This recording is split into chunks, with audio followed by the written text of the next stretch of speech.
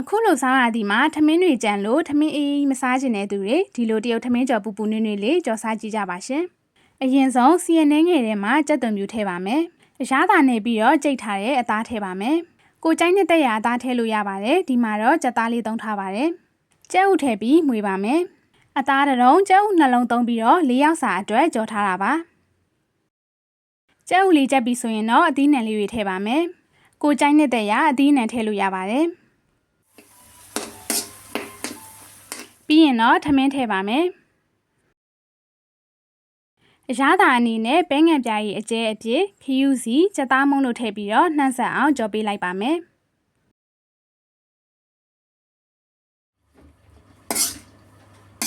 6လေးဖြစ်လာပြီဆိုရင်တရုတ်မဆလာလေးခတ်ပြီးချလို့ရပါပြီ။ဘိတ်ချင်လေးနဲ့တွဲစားလိုက်မယ်ဆိုရင်ဆိုင်ရတာအတိုင်းအရန်စားလို့ကောင်းတဲ့တရုတ်ထမင်းကြော်လေးရပါပြီရှင်။